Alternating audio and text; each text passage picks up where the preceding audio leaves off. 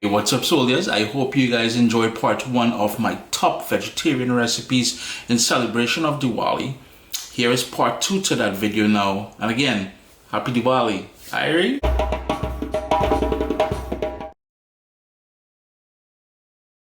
I'm out here. Don't mind the grill is a bit dirty. It's been a long winter.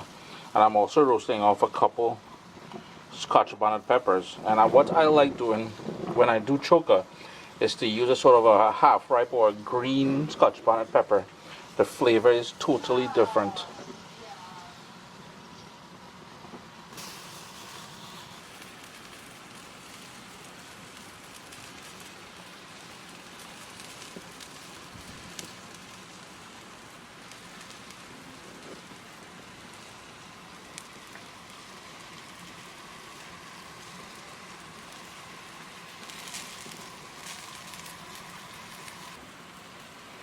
And with the peppers, you just want to char the skin, just char it, and it's going to add a nice flavor. With the tomatoes themselves, you want to cook them all the way through. And I do apologize for the noise, we're outside. So notice we got a nice char happening there. It's starting to collapse. If you notice that one there, starting to collapse on us. So they're almost good. It probably only took about 10 minutes, about 5 to 10 minutes, anyways. We're all roasted off. You can see that nice steam coming off the top there. So let's jump inside now and I'll show you how things are done a little bit differently with this recipe. As I said, I was quite surprised by the texture and flavor that was achieved just by changing up the technique a little bit. Yeah, so if you haven't guessed already, we're using a food processor to make this choka. So the first thing, as you would normally do, you would normally crush the garlic and the salt and the pepper together, but everything is just going in there whole like that. A nice whack of garlic in there. Then we're going to toss in the 2 scotch bonnet peppers and all of those tomato skin and everything. We're going to get all that sweetness from the charred skin, so don't fret too much. Then we need some salt, and I'm using sea salt. Feel free to use whatever salt you like using. No need to change anything up. And you're going to need some onion in there. Now, the way I was told that version was made, they put all their onion in the food processor. What I'm going to do a little bit differently, 2 things. One, I'm going to put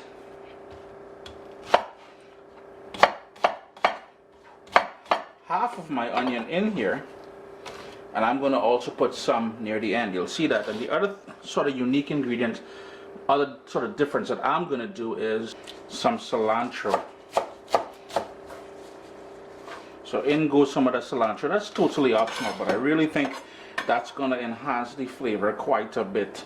So now all we would do is to buzz that until it's nice and smooth and everything breaks down. The texture is going to be unlike the traditional tomato choka where it's crushed.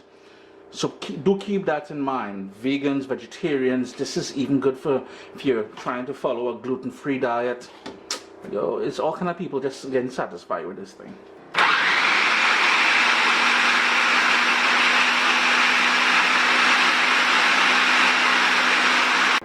And I've got a nice smooth consistency. As I said, I mentioned earlier, the texture of this is going to be totally different than what you would get when you would crush it. And you get a nice specks of green in there. Now if you wanted to have it more red, you notice it took on the color of the charred tomato in there, but that is cool. So we're going to move ahead now. Now here's where I'm going to do things a little bit different than what was given to me. All I'm doing is cutting some more onion, very, very thin, almost paper thin. Because remember, we already went in with onion in there, but I am a huge fan of onion. So we're just going to place it on top now. Very, very thin as possible. Now you can skip this step. You can skip the whole second bit of onion in there, because remember when we put it in the food processor, there was already some onion in there. But traditionally, I love it with some big chunks of onion, but nice and thin though. And as you would do with any good choka, you would chunk it, which means you would pour heated oil over it. Now, this is why I like having the onions on top. So when I pour that heated or that hot oil on top of it, it sort of tempers the onion, adds a bit of flavor to the choka, plus it takes away some of the pungency from the onion. Just going to turn my heat off there.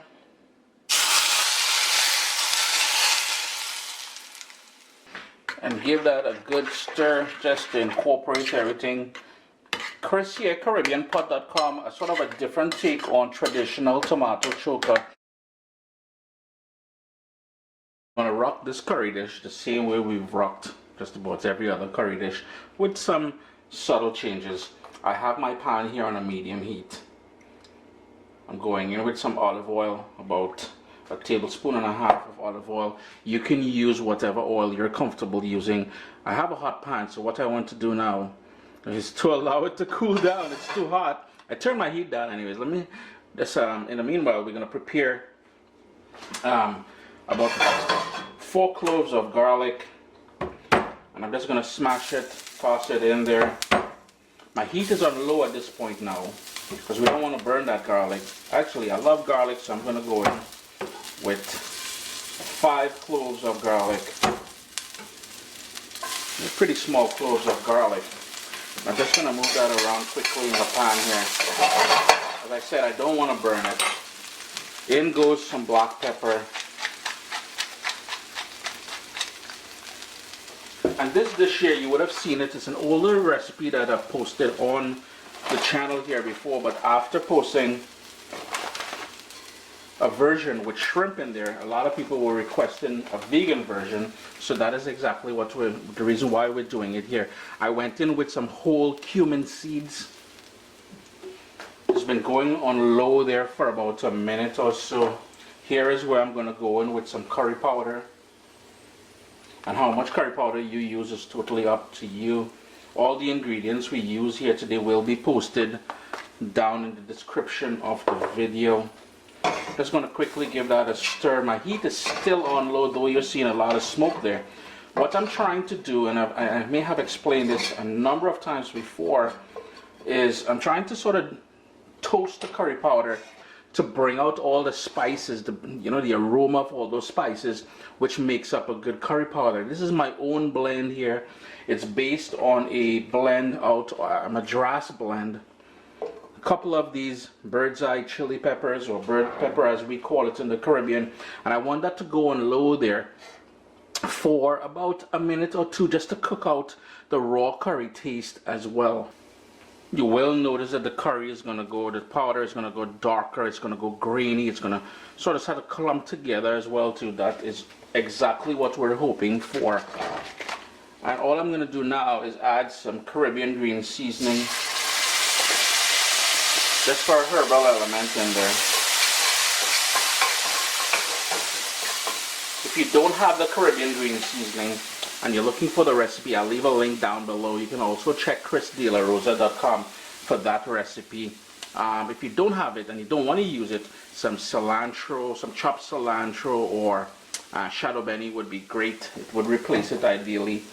Now I'm going to crank up my heat to medium high, and I have here the prepared eggplant from my garden. Now here's the thing, because it's been sitting in water first of all, so it will have a dramatic entrance here.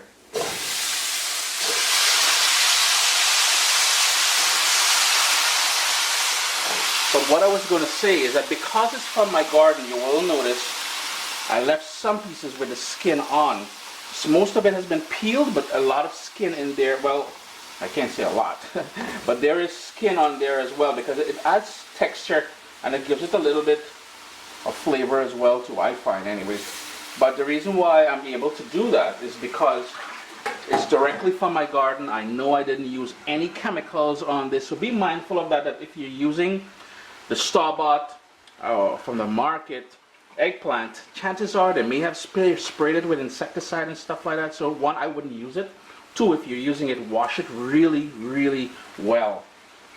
All I'm going to do here now is give this a stir, because we want to pick up all that nice curry goodness on the bottom of the pot there. One of the things I forgot to mention, you would have seen me put that bird's eye pepper whole in there. Try not to break it.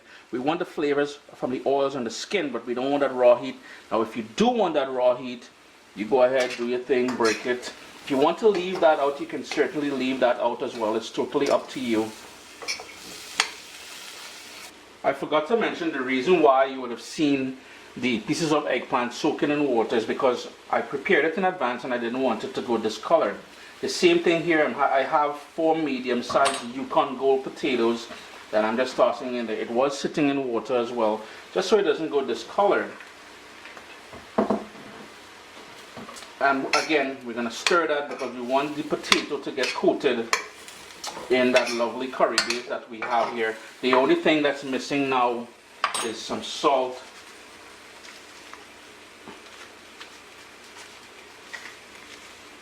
Try not to go too heavy with that. Salt really isn't good for us, you know. But I'm going to put my lid on there now and bring that up to a boil. One of the things I forgot to mention is that should you want to go the route of using no curry, so if you don't want to curry this, you can skip the whole curry powder thing. So after you start with that garlic, I would add some onion and then go in with the eggplant and the potato. In goes some water. I want to bring that up to a boil. That's about a cup of water. We want to bring that up to a boil, so the cover is going to go back on. Once it comes up to a boil, reduce it to a simmer, and we're going to cook it until the potato is nice and tender. Now, the other thing I want to mention about this dish, as with eggplant, as with so many delicious dishes coming out of the Caribbean, they're not necessarily pretty. They're not made for Instagram and that restaurant picture. But I'm telling you, you cannot beat the taste and flavors and textures and everything else you're going to get out of this. You may want to get some roti ready.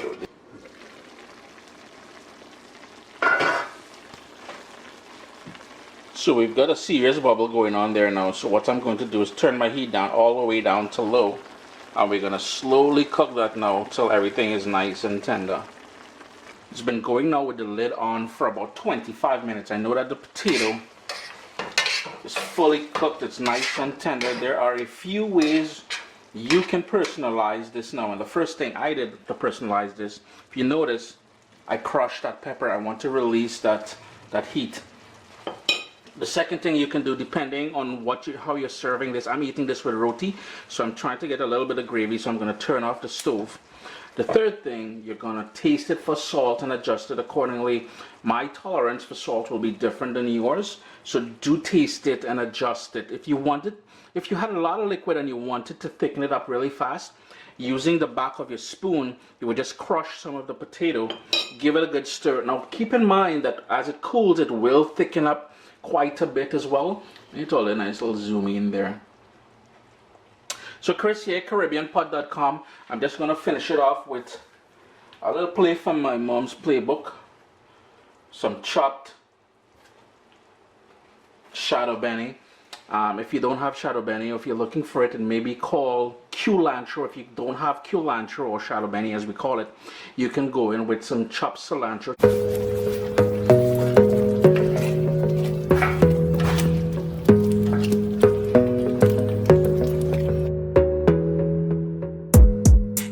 My deep pot there on a medium flame, and I'm going to go in with a tablespoon and a half of virgin coconut oil.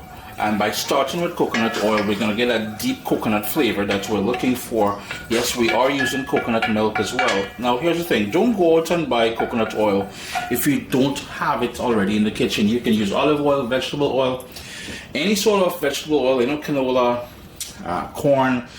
Any one of those things will work. Just going to heat that on that medium flame, and right away we're going to go in with some sliced onion.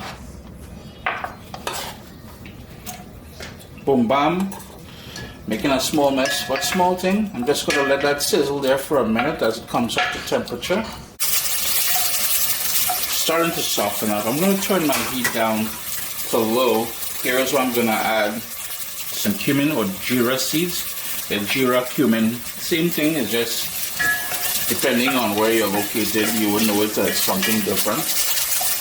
We need some garlic in there, and I have 3 cloves garlic. I just smashed big chunky pieces. Later on when you're eating and you get a piece of that.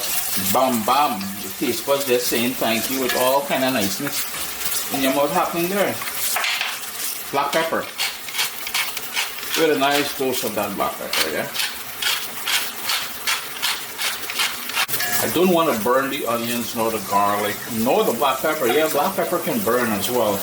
The jeera or cumin, we don't care too much because the more toasty that get, the more flavor it will release. And speaking about flavor, I've got a tablespoon and a half of Caribbean green seasoning, and that is one of the stars in this. It's going to pull in a lot of flavor from that. Head over to CaribbeanPot.com for that recipe, and you will find many uses for Caribbean green seasoning. If you follow me here on Instagram, on Twitter, on TikTok. Yeah, I'm on TikTok now too, and YouTube. Well, Facebook as well. We're all over the place. Just gonna let that cook down for another 3 minutes or so. And I must warn you, if you do check out my TikTok channel at tiktok.com/CaribbeanPod, listen, ladies and gentlemen, I am a bit more raw, a bit more opinionated on that platform. So be warned, it's not the same crisp. Curry powder, a tablespoon and a half of curry powder. And while this recipe is fully vegan, vegetarian, I tell all them thing, when it comes to being gluten-free, what you may want to do is check the ingredient list on the curry powder that you choose to use, because I found that some of them do have flour as a filler in some of those curry powders. So be mindful of that.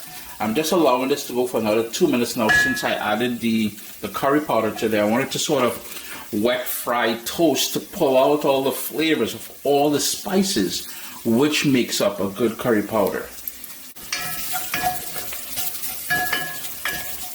It will go dark, it will go clumpy as you're seeing, it will darker. And here's where we're going to go in with the lentils, and it's a small lentil, and I pre-washed it before it went into the pot here, drained it. Now if you wanted to soak your lentils for a couple of hours in hot water, you can certainly do that.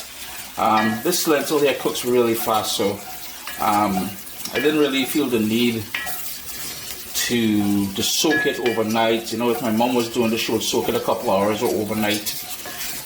Turned my heat up to medium high. I'm just trying to coat the lentils with all that nice curry goodness that we created at the start there. We'll need salt. Now if you're using vegetable stock instead of water that I'll be using, be mindful that that vegetable stock may be high in sodium, so you may want to hold off until later on to taste it for salt, and at that point you will do adjustments at that point. I am using water because I don't have access to vegetable stock, and I really don't like vegetable stock in my curry, but it's totally up to you. If you wanted to add a different layer of flavor, and I know it's meat-free Monday, if you wanted to add and vegan and vegetarian, we talked about that. If you wanted to add chicken stock in there, you can certainly rock that as well. To add the acidity, 1 tomato that I gave a rough chop to, and that will bring balance, and it will help with the texture and consistency later on as well. Give that another quick stir, and you're starting to hear that sizzle now because we turned up the heat. I like a little bit of ginger in there, so I've got about 5 thin slices of ginger, and I left it as slices rather than grate it in, because later on when this is all done you can remove those pieces of ginger before serving, unless you like ginger. Well, I mean to say, leave it. 1 weary pepper, and that is just to add a bit of kick to it. I'm floating it in there, but later on I'm going to burst that open. But if you don't want to make it spicy from a pepper perspective, you can leave that out. If all you have is habanero, if all you have is scotch bonnet, jalapeno, whatever you have, I mean to say, rock what you have. And of course we're going to need that braising liquid. So in goes boiling water. Yes, straight out of my kettle. I'm going to bring that up to a boil and then reduce it to a simmer, and it is that simple, ladies and gentlemen. As it comes up to a boil, this is where I'm going to add my coconut milk powder.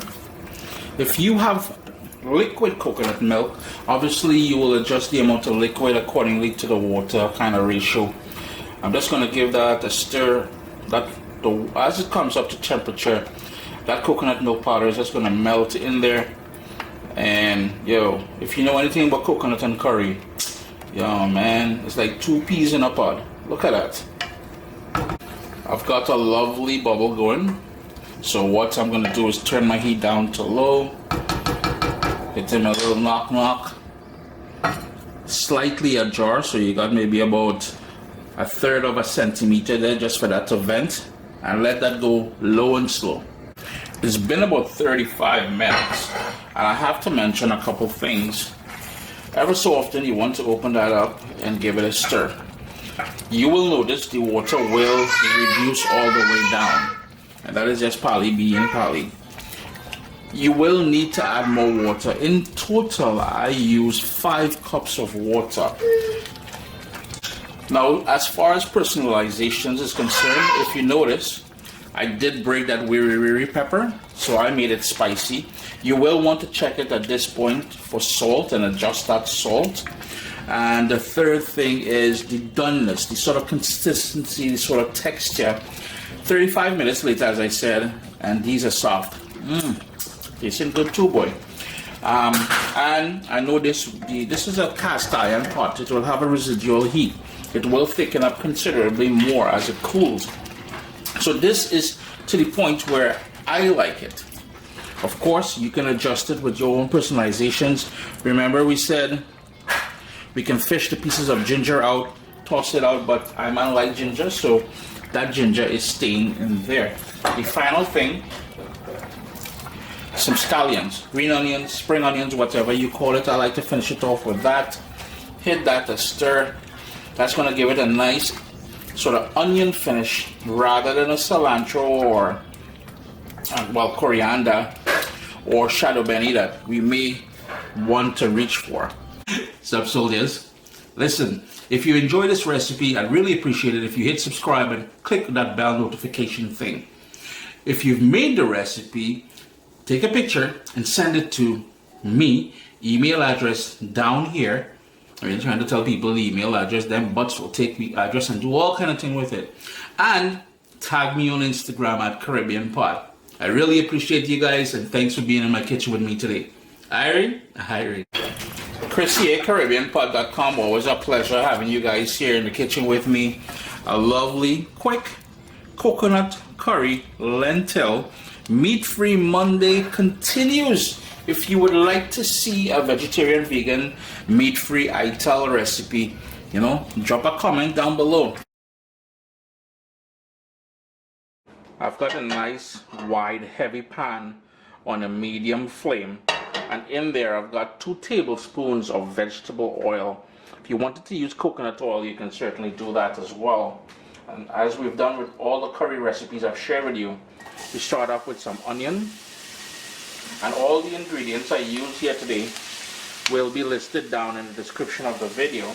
And the recipe will eventually find its way on CaribbeanPot.com. I'm going to turn my heat down all the way down to low. And then I'm going to go in with some garlic. I'm just going to let that go for 2 or 3 minutes on that low heat. As it slowly cooks there, I'm going to go in with some cumin seeds. And in the Caribbean, especially in the southern Caribbean, so in the places like, well, I'm guessing, well, I know for sure, in Trinidad and Tobago and probably Guyana, we call that jeera. So we've got that in there, and for a little bit of a kick, I've got here half of a Scotch bonnet pepper, just roughly chopped. There's some seeds in there. If you don't want extreme heat, don't use a Scotch bonnet pepper, but it adds a nice flavor. I'm also going to go in with some fresh ground black pepper.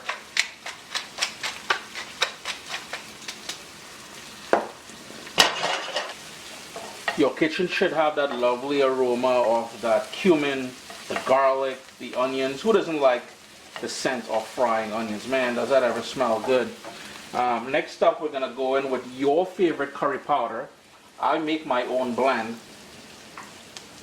So about 2.5 tablespoons of that. Heat still on low, and I want to sort of toast it in that oil just to bring out all the flavors of the spices which makes up a good curry powder. It will go clumpy, it will go darker, but that is cool. As I said, we're just trying to maximize the flavor before we start going in with the main ingredients. Now if you're paying attention, you will notice there's a bit more oil on the bottom there. I went in with another teaspoon or so of vegetable oil. So if you're keeping track of how much oil went in, it's 2 tablespoons to start. For some reason the curry powder just seems to suck it all up, man. And we went in with that extra teaspoon. Now I'm going to go in with about a teaspoon of Caribbean green seasoning. And I have it in my fridge here. We would have talked about this in many recipes before. And all it is, it's a blend. When I say blend, a puree of all the all the herbs I like using in my recipe. So I keep it in the fridge, then I always have it handy. So we've got cilantro, parsley, thyme, Spanish thyme, all kind of niceness in there. I'm going to crank up my heat now to high, and here is where I'm going to introduce my potato to there, and that is 3 large potatoes that I just cut up really big. You can cut it smaller if you want. I like nice big chunky pieces of potato in this curry. Just going to give it a quick stir just to start picking up all that curry niceness on the bottom of the pot here. Gosh, look at that. Chris using a wooden spoon today. Hopefully a little tree. That's sign. So we're just going to toss that in there, just as I said, to coat it with all that curry goodness. The kitchen should be smelling even nicer now with all that curry inside there. Next up, I've got here 1 large can of chickpeas, or what we call chana, and I want you guys to understand that I fully rinsed it because it's usually packed in that brine with a lot of salt and stuff like that. So I rinsed it a few times and then I poured it into the pot here. Now to help everything go nice and tender, now remember that canned chickpeas, it's pretty much fully cooked, but the potato isn't. And I really want to get the chickpeas just a bit more tender as well. So we need to do a couple things here. My heat is still on that medium high. I'm going to go in with salt. And then we need the liquid to braise it or to soften up everything. I'm going to go in with about 2.5 to 3 cups of water in there in total. Bring that up to a boil, and then we want to reduce it to a gentle boil, a gentle bubble, I guess, just to help it go nice and tender. So we've got that bubble happening now. Just going to give it a quick stir just to pick up any bits of that curry which was on the bottom there, the fond. Turn my heat down to low, and I'm going to put the lid slightly ajar on there and let that go until everything is nice and tender. It's been about 20-25 minutes or so. You can tell the potato is fully cooked. Notice how it's breaking up there. So all I'm going to do now, I'm just going to be a little bit rough with it because I want to break up the edges of the potato so they're not, it's a visual thing for me. But you know, I know you're probably watching this recipe and everything, but Chris, you've done this before. What kind of mama guy thing you're on here showing us the same recipe? Now here's where things are going to get a little bit different. We've got spinach. Yes, you heard me right. Baby spinach. I've got about ½ pound of baby spinach here. I'm just going to keep adding it and working it into the potato. It will wilt down, so don't fret too much. It will wilt down. But we're adding some more niceness with this spinach in here. Mama, yo, this is going to be wicked, guy. Yes, I went back on with the lid there because it allowed me to wilt down the spinach to the point where I want it. Chris here, CaribbeanPot.com. Here's where you're going to personalize things. I like the spinach exactly the way it is here. I don't want to overcook that spinach. This will thicken up a bit once it cools down, so be mindful of that. And speaking about personalizing this, you'd want to taste it for salt at this point here. Adjust it to your own liking. And enjoy a wonderful vegan dish here, gluten-free. Now here's the thing, I may have mentioned this in the past. When you're doing curry dishes and you're playing around with a gluten-free diet, you really want to pay attention to the curry powder that you're using. Some of them, just some of them, may contain flour in there as a filler or a thickener. Always a pleasure to have you guys here in the kitchen with me. I'm going to turn my stove off now. This is all done. I do apologize about the lighting. Mother Nature is blessing me with some light here. No light here, the artificial light that I'm using. Just can't compensate for it. For the okra, top, bottom, rubbish. And then you would just slice them up about 1/2 inch pieces. Again, the bottom part, top part, rubbish. And all you will do is go ahead. I have here about 1 pound of okra, and that is what we'll be using today. One of the things people worry about when it comes to okra is that sort of slimy sort of effect that everything gets when you add it to dishes. Now I love that, some people don't. Now typically my mom would cut the okra, put it out in the sun, allow it to air dry, and that sort of prevents some of that sort of slimy texture. What I like doing, I've got here 3 tablespoons of vegetable oil on a medium heat, and I'm just going to add the okra to there, and we're going to char it. And by charring it and giving it a little bit of color, 2 things we can achieve. It's going to help prevent that slimy texture, and it's also going to bring out a sweetness with that okra as well. And a couple things I failed to mention. Prior to cutting up the okra, I washed it and I air dried. So you notice how nice and dry it was. And the second thing is, you want to use a nice wide pan. It may seem like a lot of oil that we started off with there, but if you cook with okra, I keep going back and forth between okra and okra, because in the Caribbean, when I was growing up, we call it okra. In North America, they call it okra. So I do apologize for that. And in using that wide pan, it will help everything to not go too soggy. And yeah, that okra is really going to take up a lot of that oil. It's going to soak in a lot of that oil, yeah, unfortunately. After about 5 to 7 minutes or so, you'll start seeing those golden edges. Here's where we're going to turn the heat down, and we're going to get it off, and we're going to set that aside. And we're going to go back to the same pot. And here is where we're going to start building those flavors. Remember, I turned my heat down to low. That is a medium onion.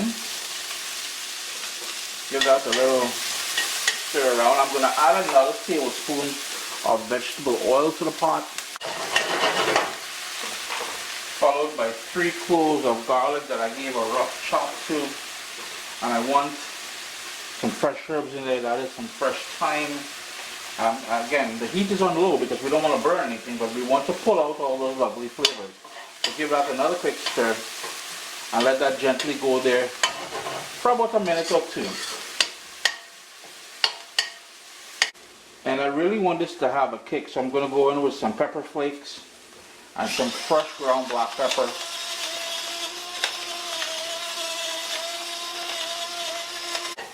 It's been about 3.5 minutes now. Everything is nice and soft. You're getting those little golden edges on the onion and the garlic. Nothing is burnt. I'm just going to move things over, create a little space in the center there, and I'm going to go in with a tablespoon of concentrated tomato puree. And the reason why I want to do that, make that space, that heat, the oil, and that tomato, and there's only nice things going to happen there. It's going to bring out the sweetness of that tomato. So now we can mix it up like so and let that cook for another minute. And that tomato paste is going to add some nice body to the entire dish. Sea salt, and I'll be using some chicken stock. Now if you're making this thing vegan, you can use vegetable stock. It's totally up to you. Some sea salt in there, and because I'm using that stock, I know that's going to have a sodium element to it, so I'm not going too heavy with the salt. I have here a can of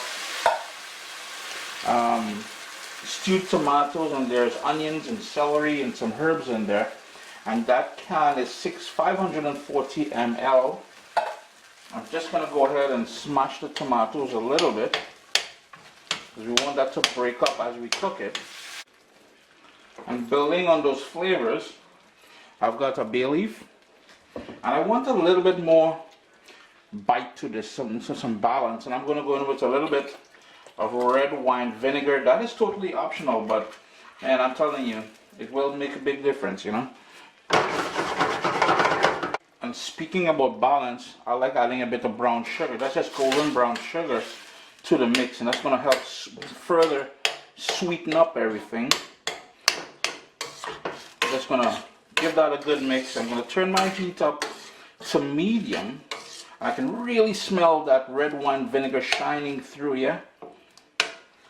And this is where we're going to go in. As it comes up to a boil, we're going to go in with that chicken stock, as I said. If you want to use vegetable stock, you can certainly use that.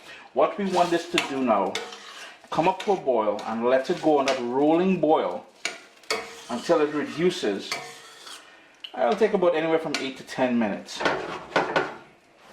So as you can see, we got a nice bubble happening there. I'm turning my heat down to medium low, to be honest with you. And we want that to simmer. We want that tomato to fall apart, and we want all those flavors to come together before we add back the okra. As we got that simmer going, I just wanted to mention one thing. I use stewed tomato in here. If you just wanted to use regular diced canned tomato, you can certainly do that. It doesn't have to have any onions or garlic or anything like that can that I had. That's what I had on hand, that's why I'm using it. Typically you'll want to just use canned tomatoes and just break it up, that's fine. If you wanted to use fresh tomatoes, you can certainly do that as well. Just be mindful that it may be tart, so you may need to balance the flavors just a little bit more.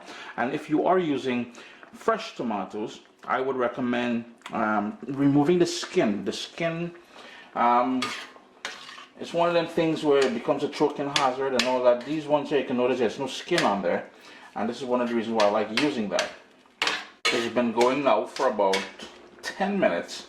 So what I'm going to do at this point is add that cooked okra back to the pot. Give it a stir and allow, again, all those flavors to come together. Allow that okra to soak up all that tomato sauce goodness in there. And we don't have to cook this for long now, because remember, we sort of pre-cooked that okra. The thyme has done its job, so I'm just going to remove the stems or the stalks out of there. I will leave the bay leaf because that will continue adding some more flavor. But just continue cooking on that sort of simmer. It's been about 5 minutes since I added the okra to the pot here. We've got some personalizations to make. If this is as thick as you want it to be, by all means turn off the stove. I know it's a bit thin still. If you notice, it's a little bit thin, but the residual heat is going to continue cooking this down once I turn off the stove. Taste it for salt and adjust it accordingly to your own liking. And yo, get some steamed rice and you're golden, man. Chris here, CaribbeanPod.com. Always a pleasure. Remember to leave comments down below. Tell your friend and them to tell a friend and friend and friend and friend. CaribbeanPod.com, alright? So the first thing you want to do, I gave them a quick wash, but we'll wash it again later. And I've been slicing it, but before you can slice it, just going to show you how to do that. Just going to cut it in the center, cut it down there, cut it down there. And then you got to get the sort of core out. So just going to press my thumb in there, like so. Get rid of that seed. And then on the other side, same thing. And the only reason why I'm doing it like this, see, just pop it out. The only reason why I'm doing it like this is because in this recipe, I'm trying to pay homage to my mom, and this is the way I saw her. She would do it. So there it is, and then all you would do is nice thin slices, try to get rings. Again, that's the way, you know, growing up on the islands, that's how I saw my mom would do it. The other way you can do it, you can cut it down the center like so, and just, it's easier to get to, and then you would just scrape it like that. And that's probably the easier way anyways. And then just slice it. That stuff, it goes into the garbage. The seeds, everything into the garbage. And then, like I said, slice it very, very thin. The other thing is, if you want to rest it down on a cutting board and use a chef knife, I love using a paring knife, so that's why you would always see me using a paring knife in my videos. Go ahead and slice them all up into a big bowl here. Going ahead and I've sliced it all up now. It does take a little bit of work, but it's part of the game, you know what I mean? Now we have two options here. Option one, get ready to cook. Option two, which is traditional to the way it's done in the Caribbean for the most part, and that is to salt it. Going with about a tablespoon and a half of salt. And the reason why you want to salt it, that salt is going to take out some of the moisture from it. I'm going to give it a good mix. It's going to take up some of the moisture from it, and in doing so, it's going to remove some of the bitterness. It is called bitter melon for a reason. It is quite bitter. Now, if you like that, and I know some people do, you don't need to do the salting step here. So we're going to give that a good toss and let that sit for about 15 minutes to allow that salt to sort of pull out all that bitterness, or some of the bitterness anyways.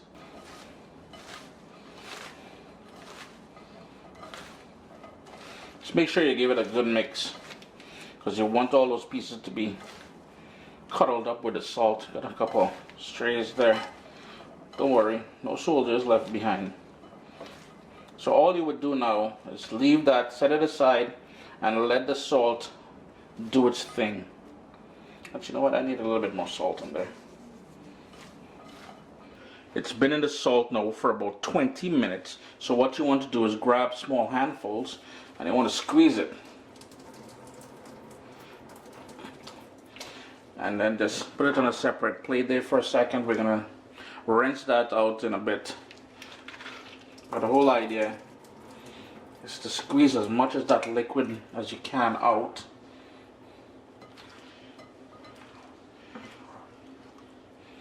And that is because of the salt. We're able to do that.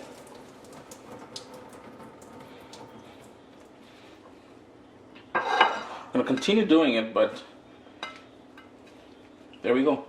That is what you're looking for. I'm going to rinse that in a second though. We've got the prepped bitter melon or Carilie there. And the other ingredients we'll be using, we've got some onion, some peppers. The green one is a pimento pepper or seasoning pepper. We got 3 large cloves of garlic. We've got some roasted ground cumin, some anchar masala, and some curry powder. We'll need some oil as well, and a little bit of patience. Brought out my classic Dutchy pot there, my iron pot. Going in with some olive oil, a couple tablespoons of olive oil. On a medium flame, I'm going to go in with that garlic. I'm going to turn my heat down to low because I just want that to cook slowly for about 1 or 2 minutes without burning the garlic. Garlic is just trying to take on some color. So this is where now, and I want you guys to remember something, I don't think I caught it on camera, but after I squeezed out the bitter melon, I rinsed it in water and then I squeezed it out again. I'm going to turn my heat up to medium high. And this is where you're going to start adding it to the pot.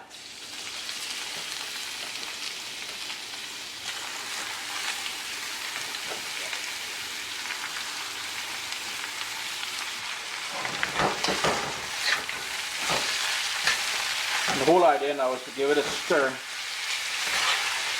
just so it's coated in that lovely garlic oil that we started off there with.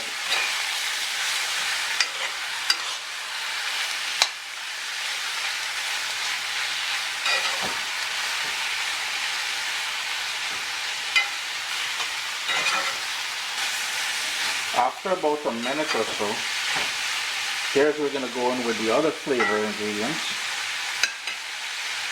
So we've got that roasted cumin, ground, the anchar masala, and some curry powder. Give that a good stir. You're probably wondering, well, how come Chris you use a bigger pot? This is all going to cook down or fry down, as they say. So the pot is adequate, trust me on that. Give it a good stir. My heat is still on medium-high. Now, since we sort of brined it with that salt there, we won't need too much salt in cooking this.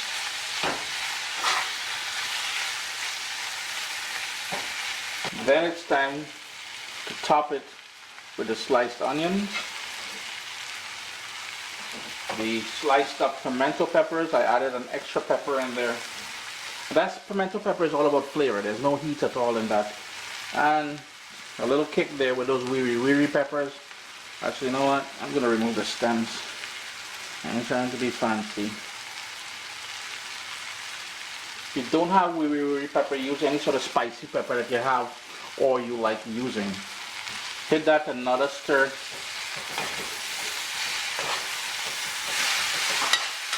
And we just lost a slice of that bitter melon there. And if you're noticing, this is turning out to be, well, the intention was to make it part of the meat-free Monday series. So my moms at times would put salted codfish in here. We're doing this fully vegan and gluten-free as well. The only thing you got to worry about is if the curry powder that you use has any flour, because sometimes manufacturers put flour in there as a bit of a filler, and we don't want that. Yeah? Turn my heat down to low. Lid on. I want that sort of steam saute there. It's been going now for about 15 minutes. I've stirred it a couple times already. And you'll notice one thing keeps happening. On the bottom, it's going to start sort of caramelizing all the sweetness there. So you want to give it a stir ever so often.